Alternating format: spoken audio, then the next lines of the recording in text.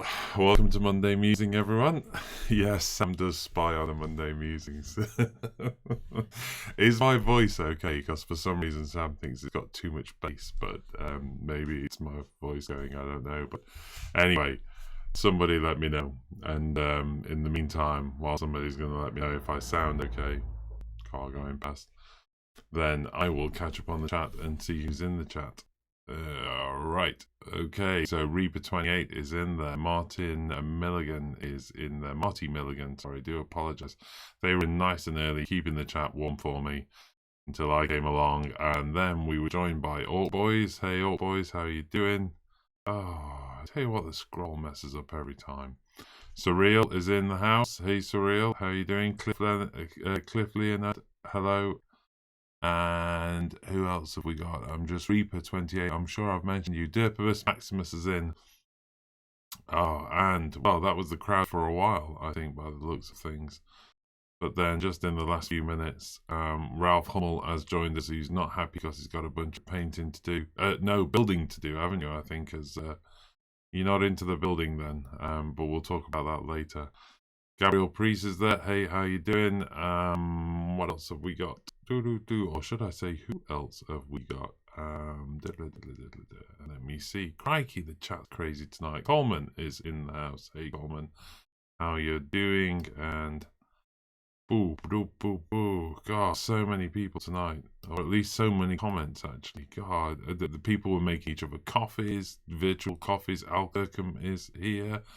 Hey, Al Kirkham. Yes, I'm well, thank you. And who else have we got? My goodness me. Right. Militiades, isn't it? Militiades? Militiades. I think it's Militiades. Miltiades. Yeah. We'll go with Miltiades. I think, isn't that a Greek dude? So, while you're here, Mr. Miltiades from the Isle of Man, can you at least explain, one, did I get the pronunciation right? And two, is that a Greek dude? Jet Set Jimbo, I'm sure that's something to do with military, but I mean, obviously, but you know, somebody explain that to me. Daryl is here as well. Daryl, who is the first time he's made it to the countdown, the live countdown. So thank you very much for making it to the live show. Whoa, and now people are phoning me really loud. Can I just quit that software? Yes, I can. Nice one, Sam. He's done that on purpose to ruin my Monday Muse. He knows I have my software open. And what else have we got? Unless he's phoning me to tell me that my base is really bad. Okay, Paul Davison is in there. Tedious Payload is in. Cliff is there.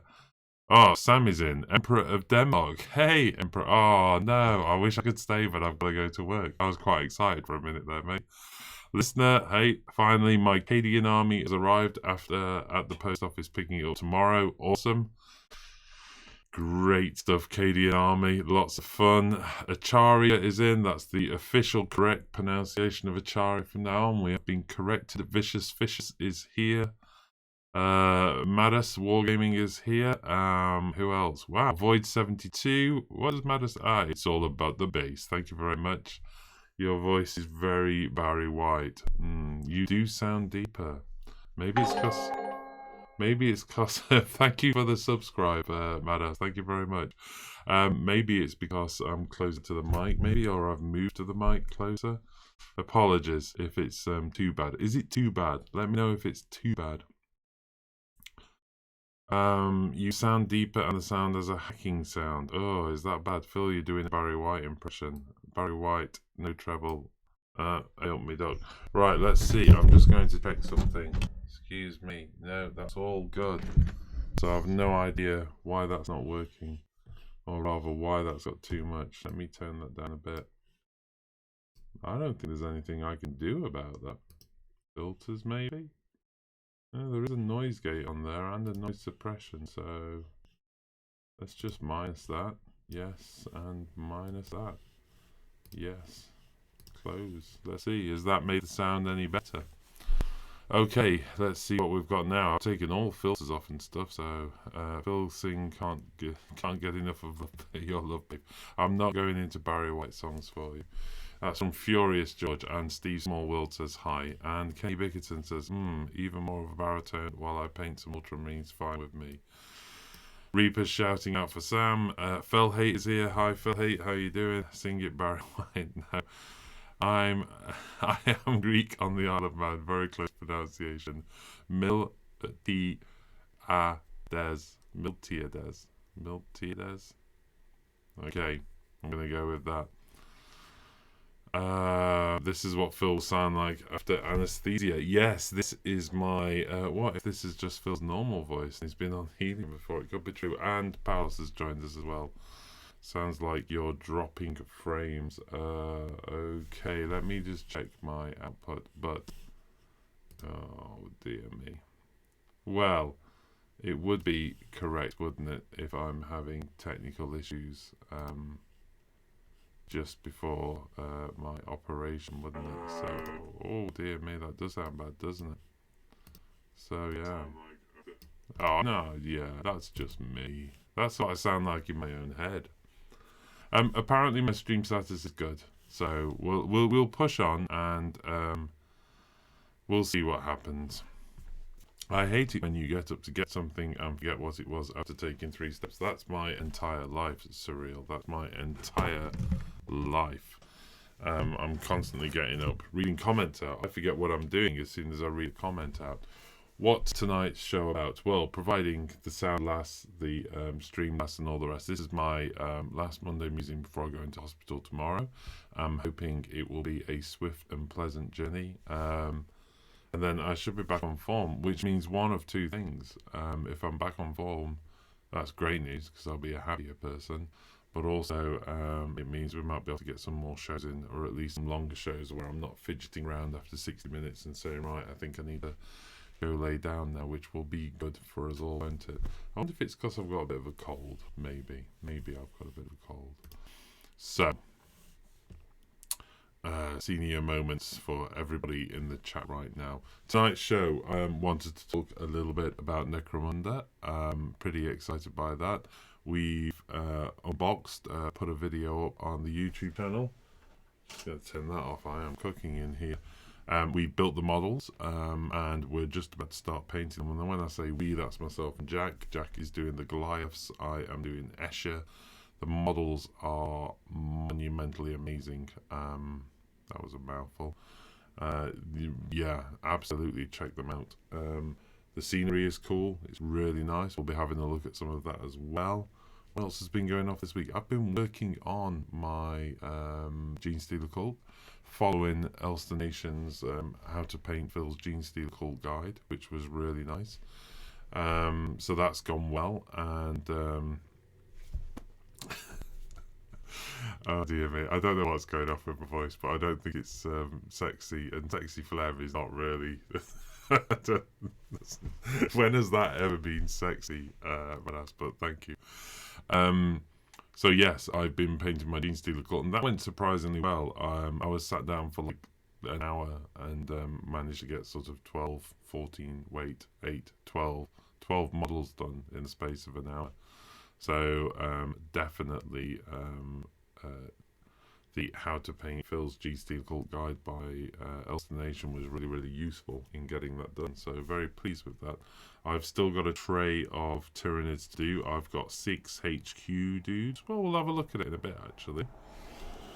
So right, where shall we start? Well, we could start as usual with maybe a little bit of a catch up with what's going on in the community. We've got a couple of comments in. Phil, have you serenaded your wife with that voice? Nope. No, I haven't. I think my voice is a bit bassy. It's hard to say when you're inside your own head, isn't it? Because everything sounds a bit strange anyway.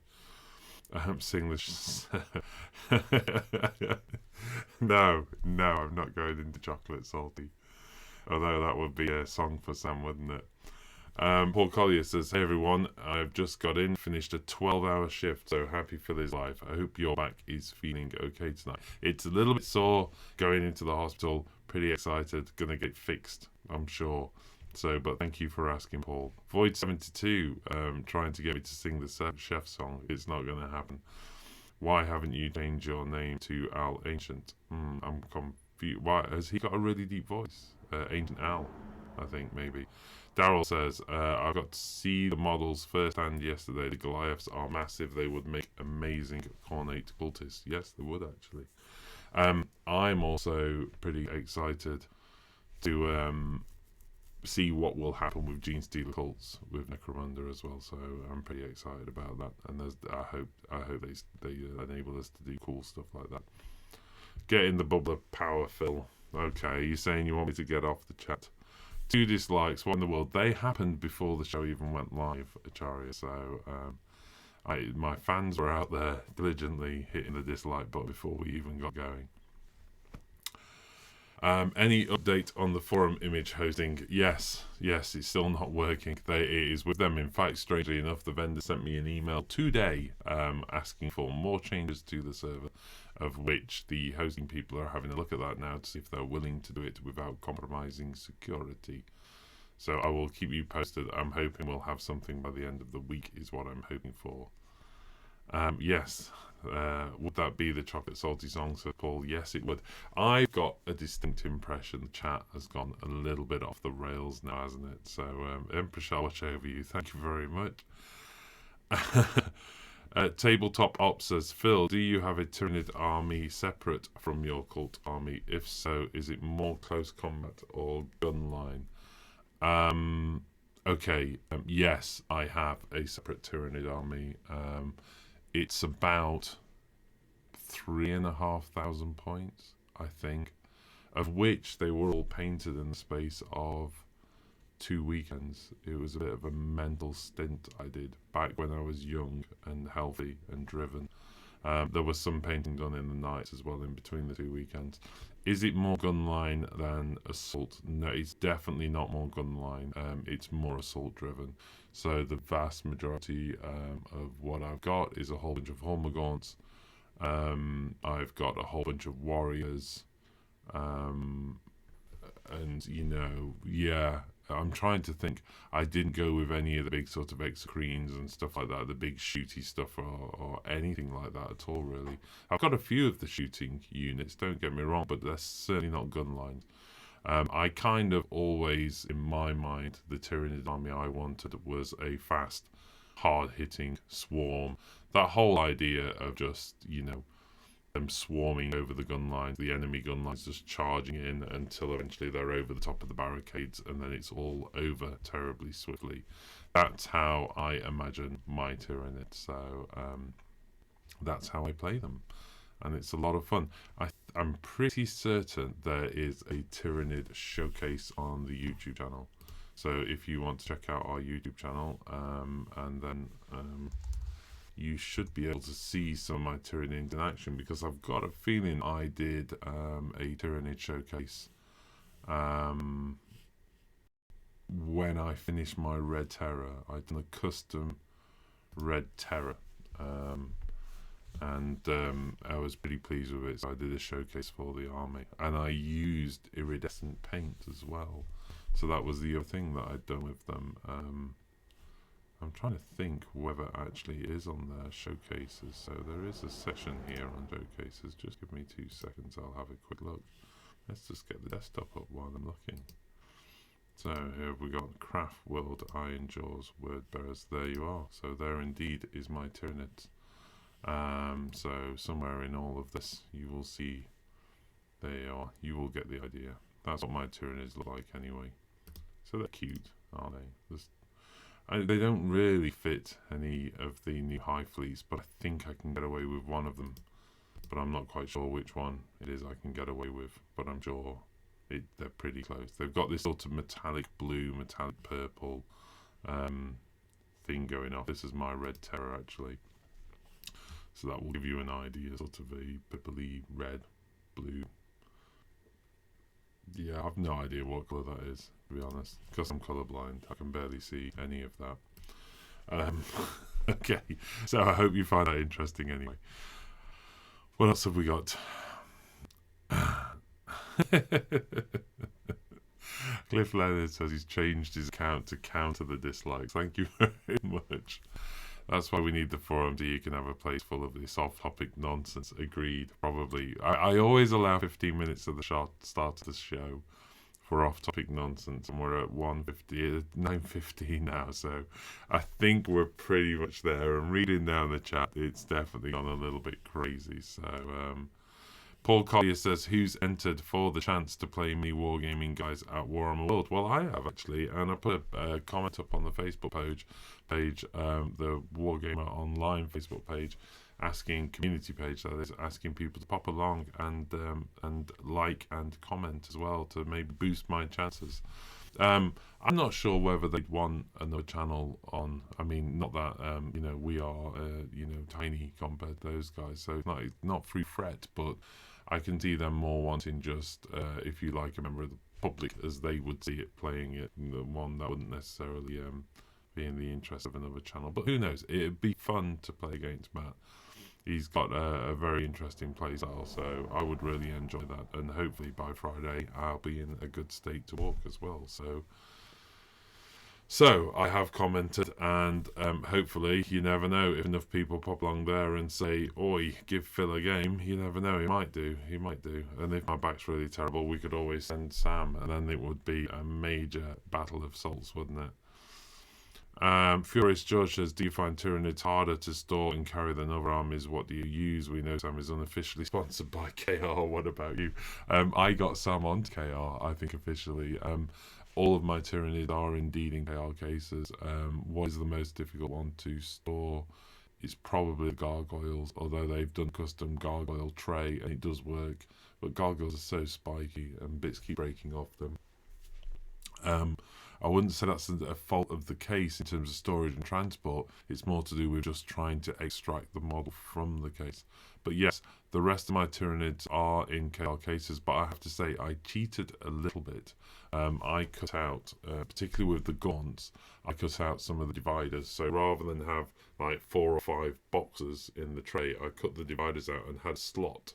And in that slot I can lay about 7 or 8 or 9 gaunts rather than 4 separate gaunts stored in their own little box. And I don't mind, they've all been varnished and they're packed in tightly, and they're only gaunt at the end of the day. And when you've got 160 of them or something, I don't mind them overlapping a little bit, and it saves a hell of a lot of money on KR cases. What I could do is take some pictures later and put them up on the community page if that helps out at all, and I'll show you how it's done. Furious George, do you find Tyranids? Oh no, that's the question I've just done. Surreal. Don't forget the new supersized stock collecting boxes from GW. Yeah, well, let's have a quickie look at catch up on the community for say 5-10 minutes, and then let's have a look at what's going off. Well, there's a whole bunch of stuff on the community page. Necromunda, obviously, necromunda.com being launched. We've also got warhammerunderworld.com as well for Shadespire, so you can see how these two releases are being twinned to a degree, providing both of those two genres their own sort of specialist game, which is fun. I think in terms of the channel, Sam's really keen, or at least Rachel as well is really keen on Shadespire. Myself and Jack are pretty keen on Necromunda, so I think that's how we're going to treat them in the channel. Sam did a chat on Saturday, which was, how many games is too many games? And I think the resounding answer back from almost everybody was, there is no such thing as too many games. But I do think we need to focus on, from a channel point of view, quality over quantity. So it's better that we get to know these games and get to understand them really well and play them well. So we will be focusing to a degree on 40k, Sigmar, and then probably, those two offshoot specialist games alongside Bolt Action, of course, which Sam is super big on, and of course we need to get the Americans painted and all the rest. So you will start to see some Bolt Action content at some point soon as well, which would be good. Right, well, interesting stuff going off. Tactica for House Escher. I was very keen on checking that one out because obviously that is indeed the house that I'm doing. So there was some interesting stuff on the stats and the gear and how it all works. Can I just say one thing about the models that's absolutely amazing is just these little las rifles which is sort of custom formed for these. And I put a couple of photos up actually in the community group of how many spare weapons you get on the sprue, and it's just amazing. You get loads of spare weapons to use, so I'm kind of almost sad I'm at the end of my Gene Stealer cult build, because it just feels like a lot of those weapons would have been fun to add. One of the things I sort of complain is the wrong word, kind of took umbrage to a little bit with the Gene Stealer cult was the fact that they've got sort of military looking auto rifles and all the rest, and I wanted something that looked a little bit more like, they bought it from a hunting shop or something like that. They would have been perfect, that we've just seen here. Anyway, right, what else has been going off in the community? Blood and Glory roundup and winning lists. That was I have read through that briefly. It's again interesting to see what's pushing forward within the metas.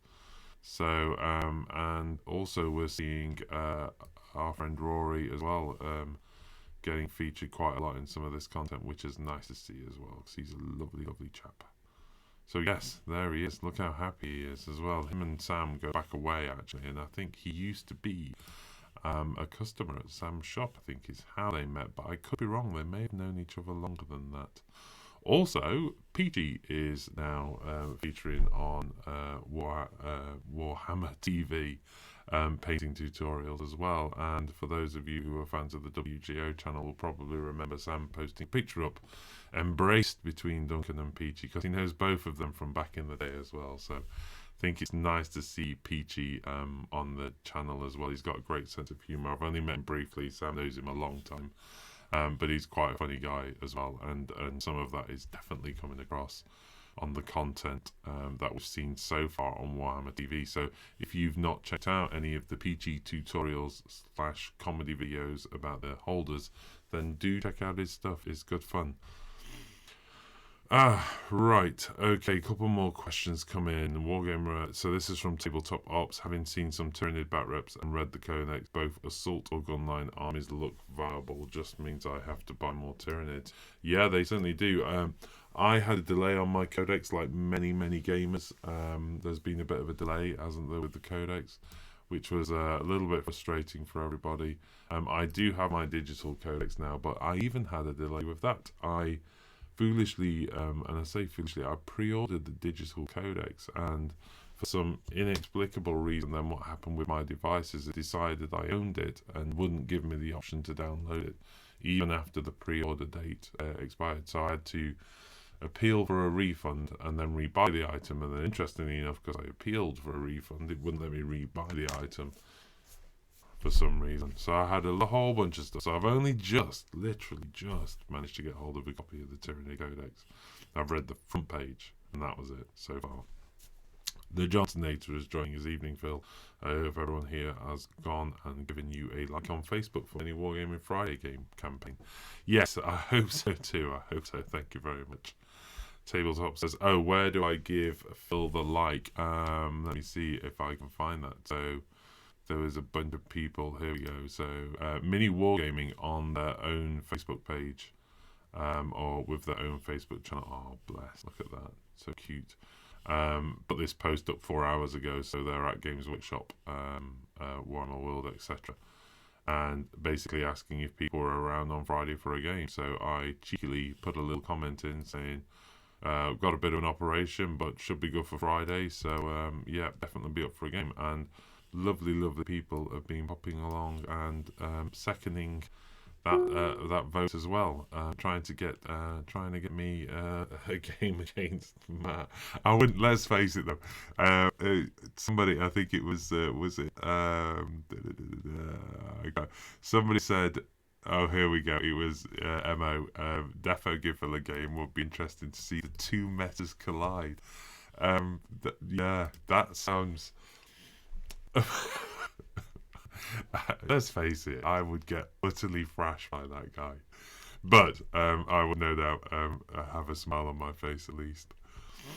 Okay, Johnson says, even if yes, that's already done. Sorry, Reaper 20. Did I hear Phil say he will paint a Gabriel Angelos and then send it to me? at Wargaming Online. No, I won't, because I'm no good at Marines, but I'm sure Sam would if you asked him nicely. Oh dear me! The model is out for Gabrielle, isn't it? That is it. If I remember rightly, is it a Forge World model? You know what? If I pick one up, then yes, I'll get one done for you, mate. Okay, then. What else have we got going off? Oh, people answering things. And do digital codexes auto update? Yes, they do. That is at least the benefit. Both the indexes and the codexes, when they roll out the FAQ, usually within 2 or 3 days, you will get the FAQ rolled in. So therefore, it is always current, and those changes are amended. So, for instance, if I was to bring up the index 2 with Gene Stealer Cult in there, grinding advance has been added to the Lehman Russ. So that's good. Yes, it is one of the benefits, and it's why I like them. I have to say, though, my preference is to go just for the ebook version, the EPUB version. I used to get the digital enhanced versions, which are like £5 more.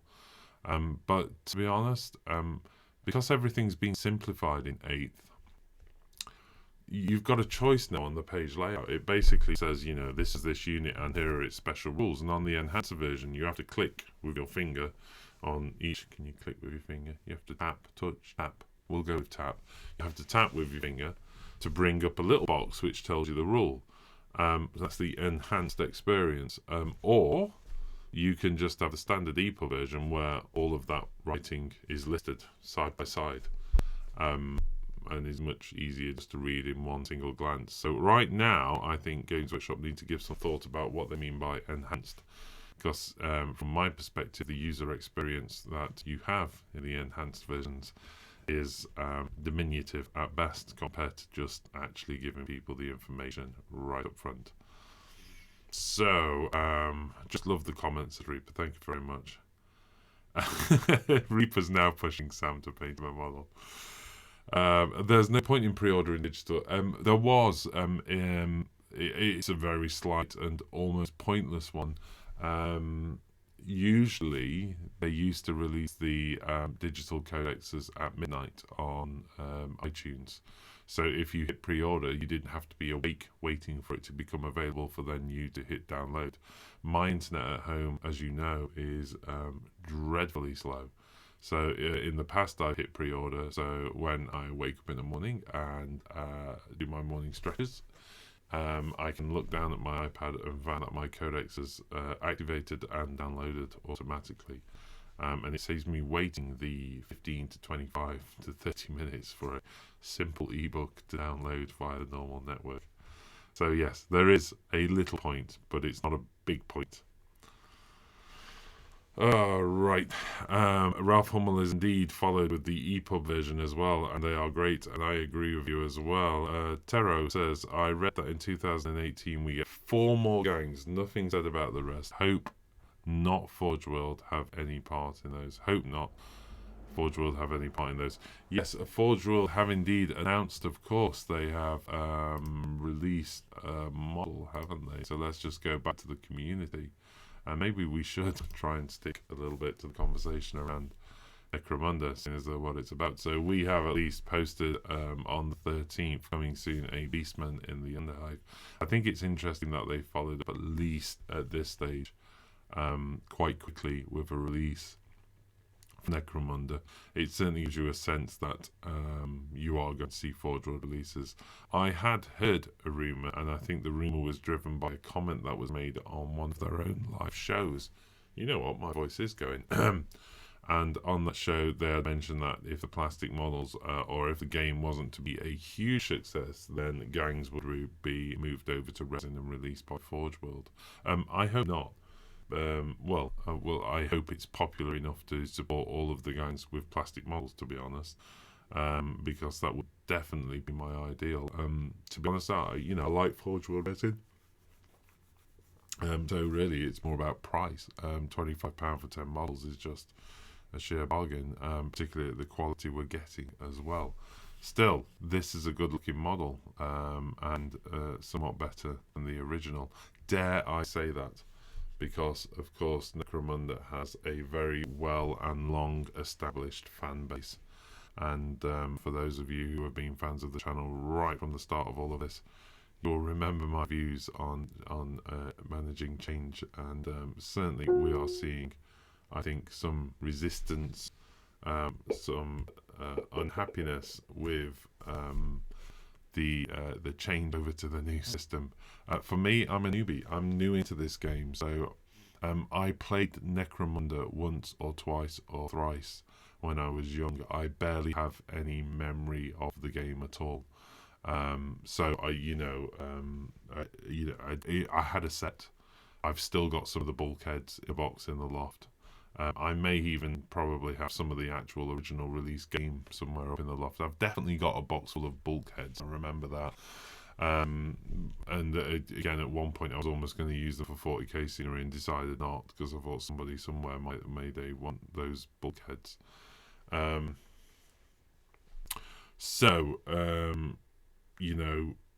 think it's for me, it's a new experience. I'm a newbie into it, and I'm pretty excited by it all. We are going to have a little look at some of the models and some of the content very shortly, because we really are just waffling on tonight. I don't think it helps that I've taken my painkillers just before I start the live show, which is making it wonderfully difficult for me to focus. Reaper, no, we cannot do anything to guarantee the giveaway goes to you.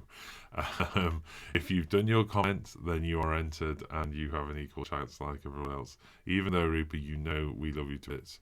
But that draw has to be fair, and it will be fair and witnessed by somebody who will ensure that it is fair as well. Tabletop Op says, let me know if I'm wrong, but I picture Warhammer World like the mecca of wargaming. It's taken for granted by those in the UK.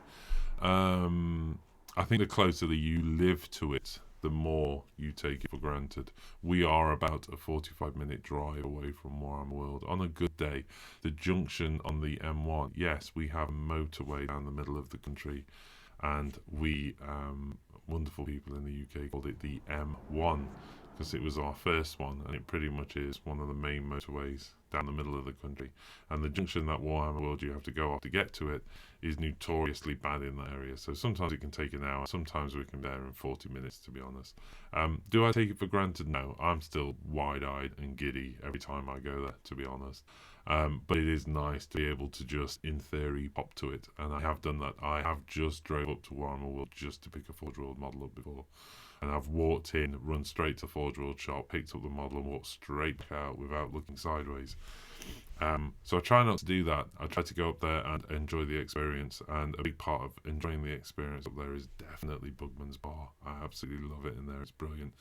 And that's not about the beverages. It's just about the atmosphere. It's very cool in there. It's very fun. And you see all of these people like Peachy, James Peach, and Duncan and all the rest just sat having their lunch sometimes, and it's very funny to be around all of those powerhouses of the industry. What else have we got? I'm looking at the @Wargamer online just so I can keep things in. So, Derpimus Maximus, actually, to be honest, I'll be bringing my old Orlocks out of retirement if I ever get enough of my current paint queue. I'll strip and repaint them too. Good models, actually. That's true. Daryl says, that Beastman is phenomenal. Oh, well, it's time to remortgage the house. It is a really great model, isn't it? Sorry, can we actually bring that close up? Let's just have a look at that. Check out two things. The cigar. How cool is that? The little ocular thing going off there. The holster with the very cool, slightly alienist looking weapon. What is that thing in his hand? What is that crazy weapon? It's just looking good, isn't it? They are on form at the moment. And that's really nice to say that's a single figure. So yes, beautiful looking model. Right, okay, Madas says, what's the size difference with the old Necromunda versus new Necromunda? As I said, I haven't got that, but what I can do is we can have a look at some comparisons on the table. So if I was to take... I'm going to have to zoom out a little bit. Let's have a looky-see.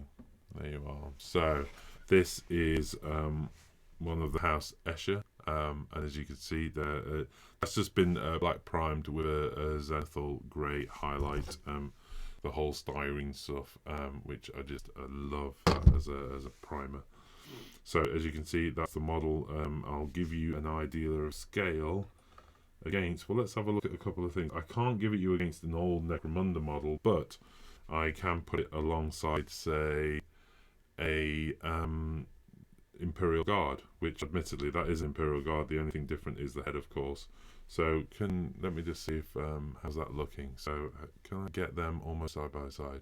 So as you can see, she's a little bit taller, but she's a little bit taller on some serious high heels. So that's kind of forgivable if you like. In fact, actually, you know what? If you put him on that base there, it's really not that much of a difference. So if you've got an old Necromunda model, and if, like most people, you've probably got an Imperial Guard dude hanging around, you will be able to hopefully use that as a size guide to see how they're looking. Now, the House Goliath is a slightly different story, because these guys are just brutes, as they quite rightly should be. So let's have a look at this. And again, let's just get that alongside there. So as you can see, he's a good sort of, let me get it on camera a little bit better for you. There you go. He's a good half a head higher, really, isn't he? But look at the width of those shoulders. Man, he must work out. And then if you see the comparison of, say, the legs and the hips, you get an idea that this is sort of almost marine in terms of stature, you know. And in fact, one of the things I was thinking of when I was looking at the sprues is I actually thought this would be so cool to take that upper torso but put the Primaris Marine lower torso, as if it's a guy that was like halfway into his power armor before the battle started and he's just strode out into battle, because I definitely think you could kind of get away with those being almost the interiors of a Primaris Marine. That'd be a great conversion. So yes, let's see if we can do something more. I've got a crew member from so let's just look at that alongside the Imperial Guard there. So this was the crew member, and again, GC the cults, they were, you know, they generally was seen as being a little bit better, more on the human scale, less heroic size on the hands and stuff. So again, let's just quickly make that comparison. So yeah, a good half a head. And I think if we were to put the House Escher next to it, as you can see, she's a little bit taller. But again, look at the size of the hands, and this is the point I was making, really. If you can see those two hands, they're holding hands. The hands on House Escher are far from heroic scale. They're bordering on true scale, not quite, but bordering on true scale, which I think will really help with the backward compatibility of the spares. So that was a point I made on the chat earlier. You know, okay, this is, you know, obviously the leading figure, but again, you know, whilst she's quite tall in comparison to this dude that is squatting, nothing criminally wrong about that. But man, what an incredible model! I'm so looking forward to getting into these. I'm hoping to get them painted. Yes, well, ideally, we want to try and get them done at the close of the weekend, because next week, all going well, we were going to try and do a few live shows. What else is on my table? Well, I'll tell you what, while we've got a couple of these models out, while we've got the Escher model out, let's have a look at some of the barricades as well. So, let's give you a sense. In fact, let's go with the Imperial Guard against the barricade. So as you can see, these are the doorways. Oh, crikey, let's zoom out a little bit. Whoop, there you go. So as you can see, these are the barricades. They're a little bit chunkier than the old Necromunda bulkheads. There's more weight to them. There's certainly a little bit more detail, but just to give you an idea of size and scale.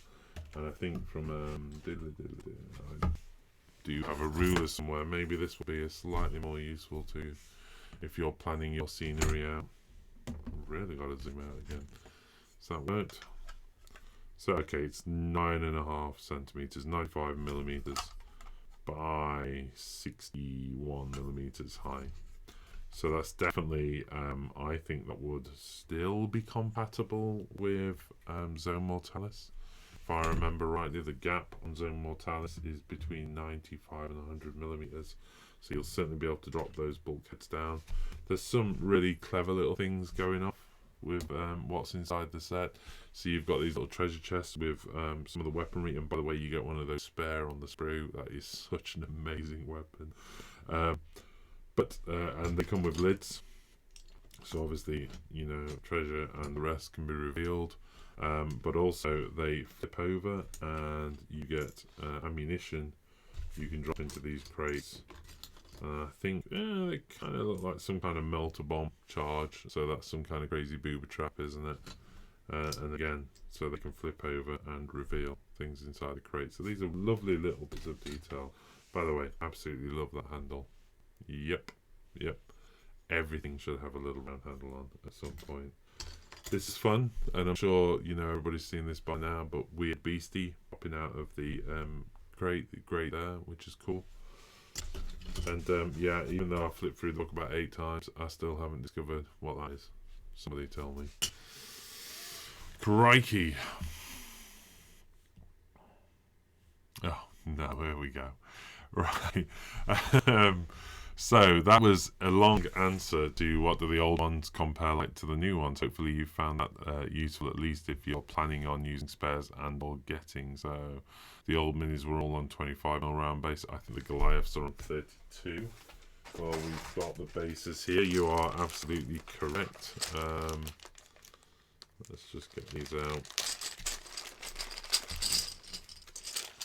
So there's the 25mm base again, and again just an idea of scale. So yes, absolutely perfectly fine. They're going to work on the 25mm. And yes, the Goliaths, lovely big spread leg posers that they are, ready to stamp on your head, and all the rest, as you can see, do indeed require the 32 to go anywhere near that. Really nice, those bases, by the way. Very sharp detail. Probably the sharpest detail of the basing series so far, I think. So they're really nice, very good, and as you can see, they've all been inject molded, and they're not made out of that other weird softer plastic that they sometimes cast their bases in. So all good, all good. Right, what else have we got over? I've never played Necromunda, but I'm getting the new one. Good. It looks fun. I've been working through the rules in preparation. I have to say most of my time has gone not into rules analysis at the moment, more into getting the models and the scenery ready and understanding the scenarios a little bit. So when it comes to actually doing some of the games, we're going to be able to do them well and relatively smoothly by being read up on them. The rules are incredibly familiar to anybody who's played 40k, 7th edition particularly, or even to a degree 8th edition. You'll recognise most of it, but there are of course all the extra rules around pushing and shoving and all those kind of things. So right, the Johnson says, Phil, what size are they scale wise with normal 40k figures? Well, I think I've inadvertently answered that, Johnson, so hopefully you've at least found that useful. And Mana says, Decimus Maximus, will the old Goliaths on 32 Mason measure up or look like Jews? That's the question. Like I say, unfortunately, I don't have any of the old ones, but hopefully I've given you enough to be able to make that assessment yourself. Maybe I could do you some millimeter measurements actually while I'm here, try and help out the community a bit. Right. Bear in mind his legs are spread, so it's not the tallest he could possibly be. But to the top of his head, not his hair at least, I say he's standing at 32 millimeters. So his head is going to be 32 mil off the base. Let's just check a couple of these out as well, because I know that this question, again, 32 mil. So these literally are 32 mil models, no matter how far they spread their legs or stand up. Yep, same every time. So if you can at least make that measurement against, by the way, how amazing are these models? Make that measurement against your existing models. Oh man, look at that. Just look at that weapon, by the way. It's absolutely awesome. And I love that axe. And you get a spare one of each of those, by the way. So if you're thinking, that would look nice on some corn dude, or it would look really nice on some crazy Chaos Marine who just decided to go choppy. Like I say, I love the fact that actually to a degree the hands and scale really work. In fact, wouldn't these be great fun Chaos Marines, actually. Again, if you did that whole upper and lower torso thing, that would be a lot of fun. Let's catch up on the chat and we'll pick up some more bits within the game. And then I want to talk a little bit about a couple of things that have come across my desk as well before the show closes. So I've got quite possibly some of the best resin casting I've seen in the history of my gaming days on my desk at the moment. So we'll talk about that in a bit, but I've been blown away by that. The reason my camera was zoomed in so much is because I was trying to see if I could get the camera to focus at that level of zoom and for you guys to still pick up the detail on the model. So we'll talk about that in a little bit before the show closes. Right, okay, one day there'll be no roadworks on the M1 and you can make it in 25 minutes. I hope so. It's all going over to 4 lanes. Yes, people, especially you people in America. I stopped in a little, I'm sure what you would call a small town in America called Wauwatosa, which was just east of Chicago. No, sorry, not east of Chicago. Yes, sort of northeast of Chicago. The road that went through the centre of this, what I would consider a relatively small-sized town, had more lanes than our main motorway. Anyway, sorry, I get in a tiz about these things. I've spent too long on the road. I think that's the issue. Right. Right. Badass Wargaming. Are they actually the same? I'm lost on that comment, sorry. Al Kirkham, too bad they don't have a Warhammer World here in the US. Yes, it is a shame, although I suppose the problem is no matter where you live in the UK, you would be hard pushed to be more than 4 hours away from Warhammer World, and the difficulty for America, I suppose, is, you know, whereabouts do you put it, you know, and still be within reasonable travel. I suppose the best way to do is to go one on the East Coast and one on the West. I mean, that's an interesting point, actually. What is the demographic like in America? Where is most of the gaming community, or is it scattered all over? I certainly know that Mini Wargaming are upgrading their facilities to be able to have this battle bunker where you can come and stay with them and those kind of things. So and treat it pretty much like a Warhammer World. So I think that's cool. I mean, if independents are going to set up a Warhammer World, I know it's not quite the same, but it won't be far off. Okay, Reaper says, if the Imperium actually appeared and made contact with Earth, would you accept the Imperial truth and venerate the Emperor or resist? Well, that's a conundrum at the best, of course, because the Imperial truth says Earth is the birthplace of mankind, and if they're coming here and they're not already here, then that belies the truth they're trying to sell me, doesn't it? Unless we're not the original Earth. Who knows? I've got a feeling I would quickly rise in the ranks of Inquisitor.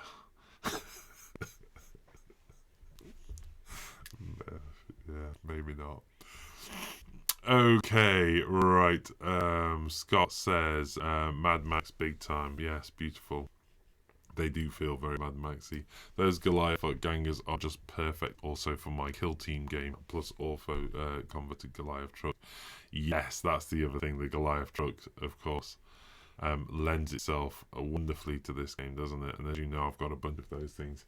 But there's also some stuff on my hobby desk at the moment that I also think is quite good for Necromunda as well, which I'll be covering a little bit more in a video this week. The people behind it have had problems with their master and they're fixing the master, but I've had a chat with them and I'm still going to show the stuff that I've seen even prior to them correcting the master before casting. So yes, I'll be sharing more of that this week. Johnson says, conversion, you say, Phil. Challenge accepted. Good, go for it. I should have man hands, maybe. Okay, yeah. Definitely Maximus. I'll have a pint of lager, G&T, and Beggars, whatever you play them. Alright, enough of that in the chat now. So, oh, crikey. What's gone off there? It just jumped forward. Right, Scott says objective marker. Yes, there are objective markers in there as well, and all sorts of little doohickeys. So there's these things as well. Hold on a second. I think that token is a priority marker. Ah, of course it probably is, isn't it? Yes, thank you for that. Helping this old man out. Here we go. There's a couple more things in there. These little doohickeys you stand around the table as well. and there's quite a few of those, which I think do constitute indeed as objective markers. Okay. Oh, I didn't really center those on the camera very well, but you get the idea. Grab your paints and paint them now. I will be, like I say, I've got to go into hospital tomorrow. All being well, I'm going to be able to sit for longer at the end of all of this, and I will be able to get some more painting done. And Dipimus Maximus says, at least you're not from Scotland. The M8 is 2 lanes for most of its length. I do indeed know that, and I've spent many an hour on the M8 as well. So, yes, it could. There's always someone worse off than yourself. That's what they say, isn't it? Dipimus Maximus also says, according to Google Maps, I'm a 5-hour drive away from Warhammer World. Okay, well, you have indeed broken my rule of I don't think anybody more than 4 hours. That's fair, actually. If you're right up in the north of Scotland, or even probably mid-Scotland, you've got a way to go. Yes, you would have. Never mind. Come down to Warhammer World and then drive 40 minutes further, and you can come and join the WGO team, and you can stay the night and before you take your 6-hour journey back. I think the worst road in Los Angeles is 28 lanes at one point. Oh my, why are we talking about roads? I know why we're talking about roads. Because I started talking about roads. That's my mistake. What else is in the box then? What else is really nice? These are very cool. These are the little barricades, the one piece, so they come on the sprue. All you have to do is snip them off, which is cool, and they stand up. They've got little stands at the back here, look. They've got little stands at the back there, and they stand up. Why am I excited about this? Because, again, those of you who know my Mine Mortalis board, which was based on Zone Mortalis, these barricades are going to be wonderful additions. And of course, not only that, and I'm going to have to just scoop now. I'm going to scoop, so apologies for the scoop. The board itself, even for this game, is indeed based on the layout of Zone Mortalis. So for those of you familiar with the Zone Mortalis boards, you will recognise that very shape. And of course the floor patterns and all the rest. I mean, as lovely as these boards are, for anybody who knows the Mine Mortalis board I built, will recognise that I will be able to use my Mine Mortalis table as well. So I'm just going to see if I can actually get this up. So bear with me a second. And we'll at least give you a glimpse. For those of you who've not seen the Mine Mortalis board, I'm pretty certain I've got some photos of it on the... I do this every time, don't I? Just wander off. Here we go. So let's see if we can get this up. So ignore all of that, because that's how it's built, but you definitely get the idea of the layout from there. So again, apologies for the people who've already seen all of this. But how did this end up? Well, many parts, many bits, many extra little bits I made myself. So this would create the little doorways and all the rest. And this is what I was saying. These gaps here are about 96, 97 millimeters. So I know those bulkheads will drop in, although my ceiling height is a little bit taller. Let's see if I can get to the bottom of that. It's unfortunate. For some inexplicable reason, I don't think I have any shots on here of the final thing, but I'll give you that as a parting shot so you get an idea.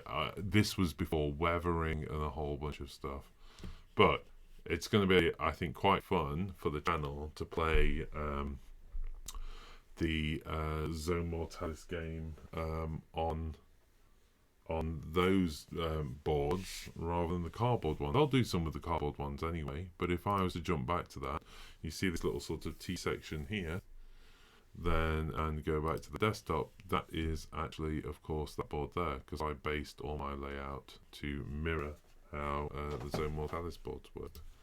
So that should be fun. I'm pretty excited. Right, right. What colour scheme are you planning on the limo? It is going to be iridescent purple. What other colour could it be? As kind of two-tone purple blue, I think, is the idea. So I'm going to go for a proper two-tone paint scheme. I've been talking to the wonderful Steve at Barwell Bodyworks on achieving a two-tone finish with iridescent paints. And I'm going to be doing a tutorial for that as well.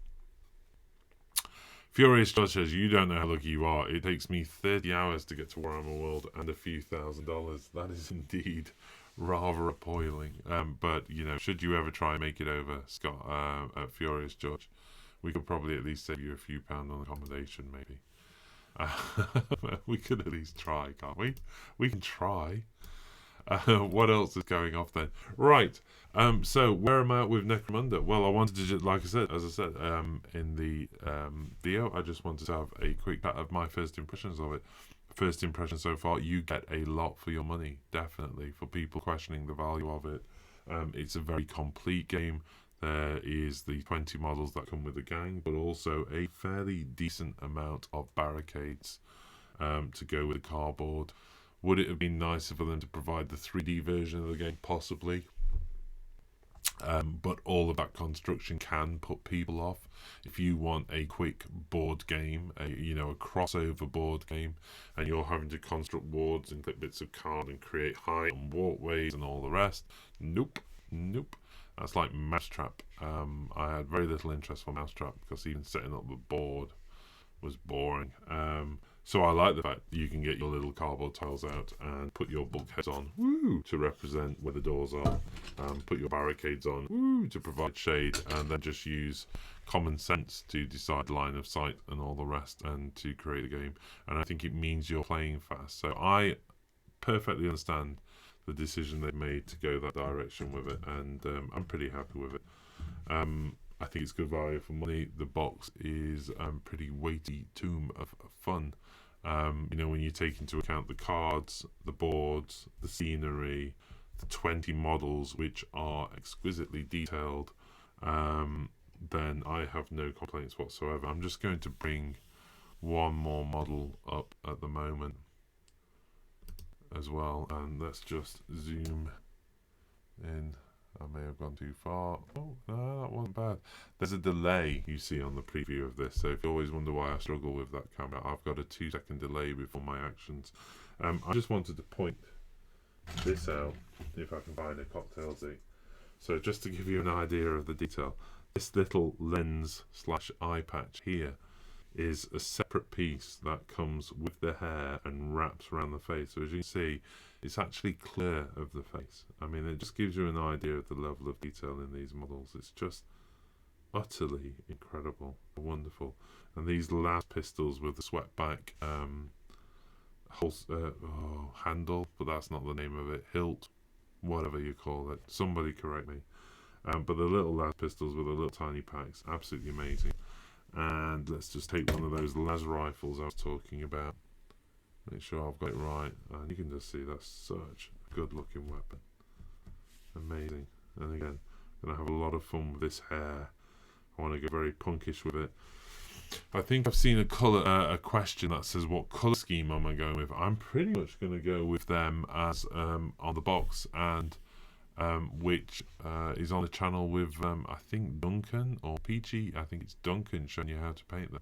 I'm not going to follow the tutorial exactly, but I'm just going to go with the standard colour scheme, and so's Jack actually. We thought it'd be just fun to do.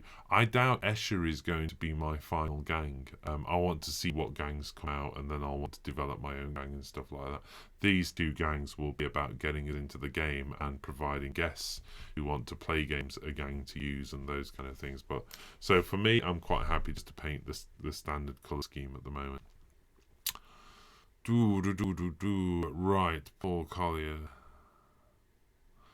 Well, Paul Collier is just saying, back in the day when Necromunda came out, I'm sure the battleground was more three-dimensional, like lower levels and of the course in Star Wars. Exactly. It was indeed, but as I explained, I think they've probably gone with a 2D thing just to enable the speed of setup and get playing the game. Why am I still on that one? I don't know. Okay, how are we doing for time? We're not too bad. I want to spend sort of 5-10 minutes talking a little bit about the next thing. But what else have we got? Color scheme, and have you seen the Fallout minigame yet? I've seen the Fallout minigame. The models do indeed look fantastic. I've not been a big player of Fallout. I'm not a big player of computer games, but Jack loves Fallout, and I really like the aesthetic. I think it's a lot of fun. So yes, but I shall refer you to Sam's Saturday chat. How many games are too many games? One day, when the channel's grown a bit and we've got more players, and myself and Sam are relaxing on the Wargamers Sun Lounges, just musing over cocktails of loaded dice floating, we can turn to each other and say, hey, should we try that game that none of us have got the time to 5 years ago? So when we get there, maybe that will be good fun. Oh dear me, that must be Sam's worst nightmare. I love when people from the UK are using super proper metric system. Sorry. I've been metric for a long time, and bear in mind my father was a joiner and cabinet maker, so everything for him was like 8/32 and 16th and a half, or that would be a bit above an eighth. None of it ever made any real sense to me. So every time someone gives me that imperial measurement, I still have to go back to the metric system. But you never know. You never know. I do understand it at least. I at least grew up with an understanding, and it infuriates my family when I do swap between them. For bigger measurements, I'll go like, "Oh, that's a good 74 inches," or something like that. And they just look at me like, whoa. Is that a foot? Is that more than a ruler? Anyway, Scott says, have you seen Laser Terrain out of Bristol? Some of their stuff will be great for Zone Mortalis as a lab or industrial layout, and the floors light up. I think I have. If you're talking about the ones with the light up floors, then yes, I have seen them. Lovely, absolutely lovely. And of course, if Laser Terrain wanted to send some of that stuff over to me, then yes, that would be lovely too. I'd be happy to do some reviews and set a table up. It was Cliff who asked me have I got the colour scheme for Escher, so as I've said, I'm going to go stick with that. Surreal says if he ever goes to the UK, he's coming to stay with me. Well, that's lovely. You'd be welcome, Surreal. We do indeed have a guest bedroom, and apparently it's got the most comfortable bed in the house as well. It's probably because it's the least amount slept in. Is that even a sentence? I think it is. You can tell I'm getting to the stage where my back is saying, you need to stop now, Phil. Right. Acharya says, sorry, man.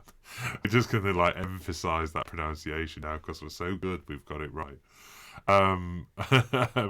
Do you think GW should have included the £17.50 gaming supplement for battles in a 3D environment for Necromunda in the box?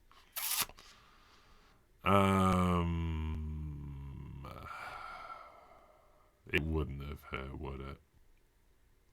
As a section under, advanced rules, it wouldn't have hurt. Yeah, no, it wouldn't have hurt. I was trying to see, is there a downside? I get it, it's a self-contained box, it's in the box, everything you need is in the box. And as soon as you start giving rules for 3D terrain, when they're on it, let's go with the Puritan view of it. I haven't been given any 3D terrain, why are you giving me for rules for something I can't play?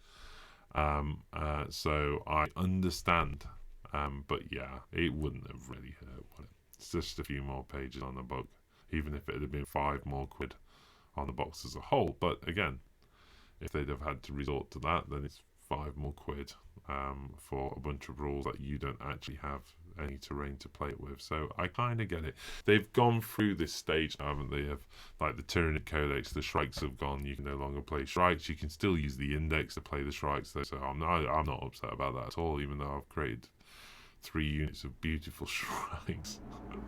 But yeah, I understand what they're doing. If we don't do it, you don't do it. And that box doesn't have 3D terrain, so why provide rules for 3D terrain?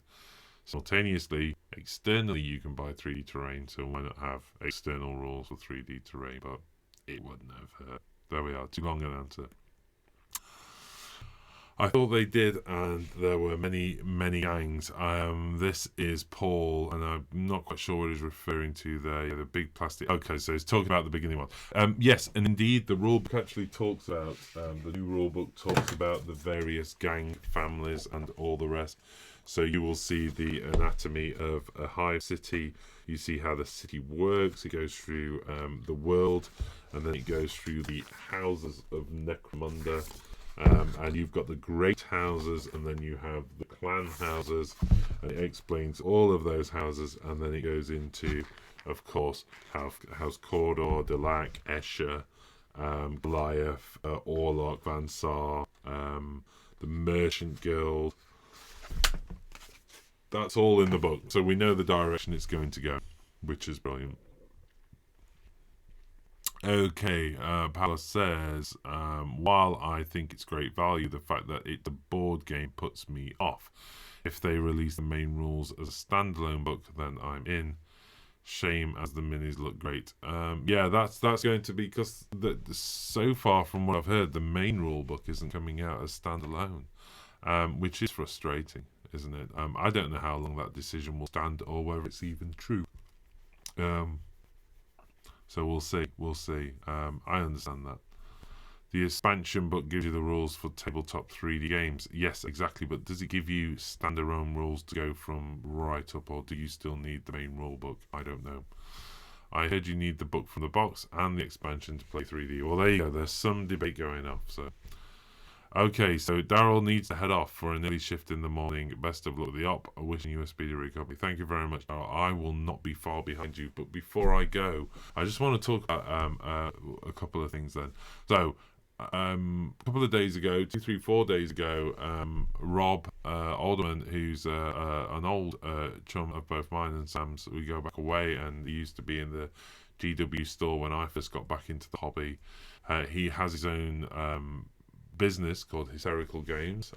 He's a casting business, but he's also creates his own miniatures and gaming range, and it's around the sort of weird World War. So this is dwarves, gnomes, orcs, trolls, troglodytes, a whole bunch of stuff basically, and recently launched a Kickstarter for a spin-off of his game called Spitfire, which is an epic-esque, I think, oh crikey, I'm going to have to get the millimeters right now. I think it's an 8mm game, or did he say 12? Oh, I think he said 12. I will find the rules out. He's going to kill me. I've already forgotten the details. But popped over to see Rob a couple of days ago and managed to pick up a couple of the models just to show you people before the Kickstarter gets to an end, really. So let's just have a quick look at Hysterical Games website. So this is them. Do check them out, Hysterical Games. This is the Kickstarter for this. This is Spitfire. So you've got the whole premise is around this weird world war. So it's like Second World War, but with gnomes versus orcs versus trolls and all the rest. This is a gnome pigeon.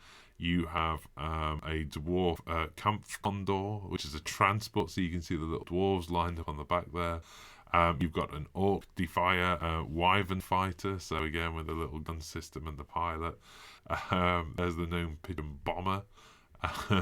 And it goes on, basically. It goes on. And what I said was, what a brilliant idea. I love the idea. A little tiny scale as well, so it's really cute. And this was the one that caught my eye, actually. This was the Kampf Condor Bomber, which has got, this entire crew strapped on its back with all the bombs underneath as well. Beautiful artwork. And it just, when you kind of stumble across a game and it just fires your imagination. I just thought that was quite fun. So I just popped a comment saying, I'm loving the idea. By the way, Hurricane Wyvern Fighter, awesome. I'm loving the idea of the new Kickstarter. All the best with it. And turns out he's only about 8 miles away from where I live, and well, if you want to pop over, I've got a couple you can show on the channel. So here's one of the renders. Honestly, that photo really doesn't do it justice. So what I wanted to show you then is I popped over and picked up these two wonderful things. So let me see if I can even get these on this camera. And the thing that I've been blown away by straight away is just the level of detail. can you, you know, I'm hoping you can make out the detail on the feathers here. And look at this, look at this claw here. I mean, this is resin casting. I have to say, I think I'm just going to bring back that 32mm model. You know, you get an idea of the size of it. This is some of the finest resin casting I've ever seen. It's incredible. The detail's just mental. I'm going to try and zoom in even more, because I think I could, last time I managed to get away before the focus gave up. I think the focus has just given up, so let's just pop back a little bit. There you go. Just check that. I mean, that's mental. That's mental level of detail. I'm trying to find my cocktail stick again. Just look how big and competent that cocktail stick is compared to, say, this little gun on the back with its little ratchet and the two little dwarfy gnomes. These are gnomes, aren't they? Check his beard out. How cool is that? And his goggles. I was just absolutely blown away by this. And they gave me a couple to have a look at. And again, you know, I don't think this really constitutes as a sponsorship, because I'm far off of having a full game here. They just gave me a couple to show people live on the show so they could have a look at it. I actually put this one together, so just so you've got an idea. But again, the level of detail, these are really strong, really hard sort of resin, but still flexible. Look, you can still get some flex in there, so I'm not too concerned about breakages. By the way, I did break that bit that was on there, and that was my fault. I put it on the car seat as I was driving back, and then I put my mobile phone on top of it, so sorry, Rob. Just hide that, look, because it definitely wasn't your fault, Rob, at all. But you can check out this little dude, check out his tiny beard again.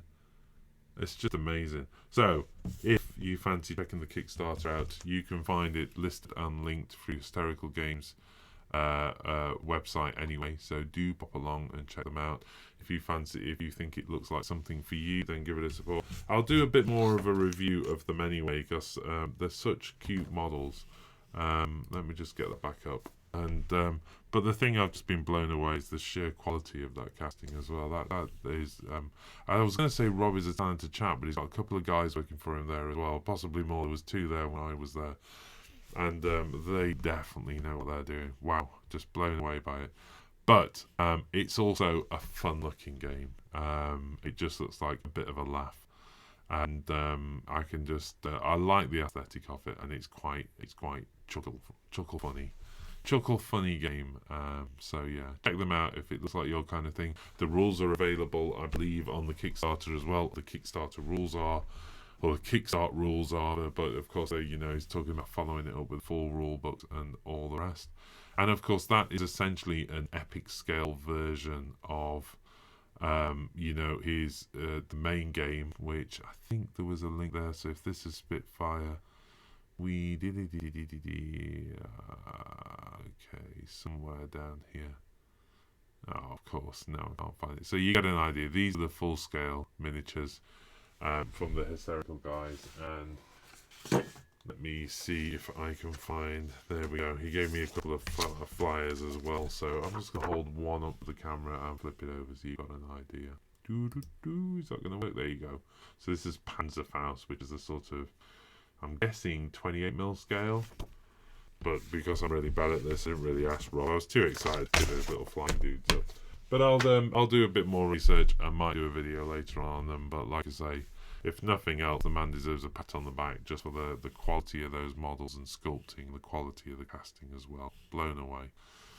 Right, let's just catch up on the last of the chat and see where we've got to before I call it a night. So where are we at now? Crikey, Ralph Hummel is definitely trying to see if he can pass on his building to somebody. So anybody know a reliable person that proposes to build minis for a reasonable fee? I really do not like the building part. My answer to that is I don't know anyone who's... Building for me is a chore. Converting is fun. Painting is the bit I enjoy the most. Converting is a close second to the bit I enjoy the most, but straightforward, getting them out of the box, snipping, cleaning and building, nah, not for me. But maybe there's somebody out there, somebody willing to do it. Reaper is offering to do it for 100 a model, which seems a reasonable rate.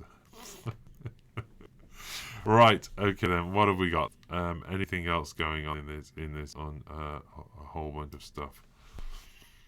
No, I think we're pretty much there. Everybody pretty much is into their usual descending down into joking and laughing at each other, which is good.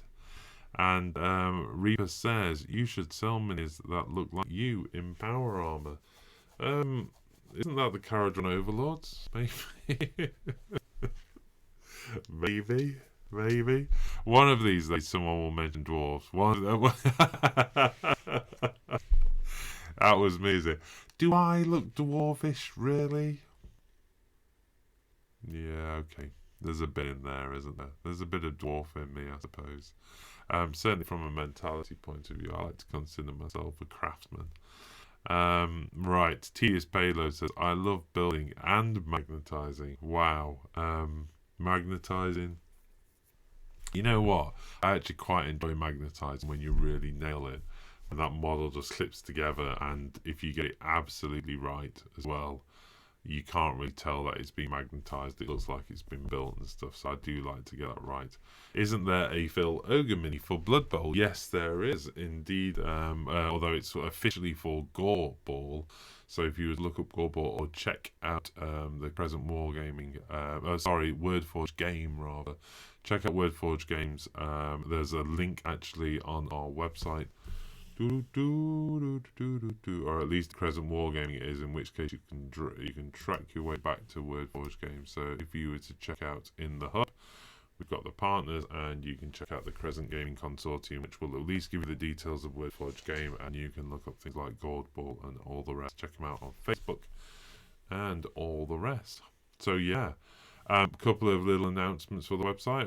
Did I mention this last time? I think we've got the help section now, which is going to build up. I've got about 3 videos to go into the help section, which is just helping people in how to use the website.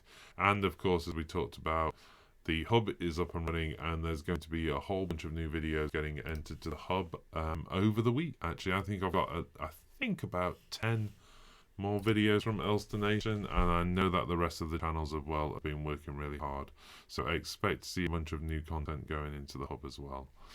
That's it. I wouldn't be doing my job if I didn't say thank you very much. Don't forget to like and subscribe if you're not subscribed already. Don't forget our giveaway. We are halfway through the month, so we're getting closer and closer to our draw. If it continues to be if it continues with the success we've had so far, we will definitely be doing a second draw in December as well. And if it's more successful than we hope, we might even increase the size of that draw. We'll see how we go on. At the moment, we're certainly getting a good response. So as just a quick reminder, the draw works in 2 folds. You can go along to the prize the giveaway video on YouTube and simply put a comment on what's your favourite video, which is a wonderful ego trip for all of us at Wargamer Online, because we're having lots of fun, especially when one of the comments are about one of our own videos. So I'm not saying you have to say every video is one of my videos, but it certainly makes me smile. Now, actually, I think there's been a nice balance of people liking my stuff and people liking Sam's stuff and Rachel, and some of the early stuff as well with Mike and Pink and all that lot, which is good. I bet Sam's keeping count. I have put money on Sam keeping count. Okay, so yes, that is the YouTube giveaway, and that is for £50 worth of Games Workshop stuff in the form of a starter set of your choice.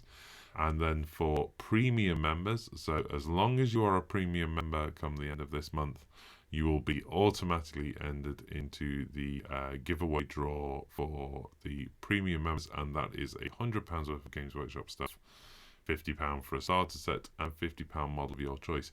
Given there's been a few releases, I was thinking about this. I've not really discussed it with Sam, and seeing as though it's for the premiums anyway, we might just sort of say, well, it's £100 of Games Workshop models if you're not particularly in the mood for a starter set or something like that. If you want to try something else, then for the premium side of it, maybe it's just £100 worth of Games Workshop stuff. Which, if you want Necromunda, then it means you haven't got to get a starter set, when actually what you really want is Necromunda and the 3D supplement and a couple of other bits. So, Maybe we will open it up, and certainly if we do a one for December, it will probably just be a little bit more open for December as well.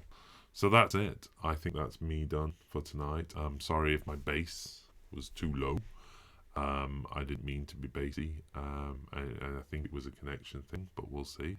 I hope I haven't bored you too much. Hope I have at least entertained you on this Monday night. I'm going to go lay down, and I shall. Do you want me to keep you posted inside the community group on how I get on? Do you want to see me in those socks that they make you wear before surgery? Is that something you want to see? Because if it is, I will keep the community group at least updated on how things go tomorrow. And don't forget as well, pop along. Let's see if we can get one of the WGO people across the table from Mini Wargaming. So pop along to their Facebook page. Give that post a like, give my comment a like and a comment, and insist that they make room for me for a game. Or at least ask politely. We're not really in the insisting side of things, are we? Okay, thank you all. Have a good night, and thank you all for your well wishes as well. I'm sure I will be absolutely fine. I don't avoid some excuses. No. Oh wait, hold on a second. That night all. No. So good night, good night, good night all. I'm going over to end credits. Thank you very much. Bye.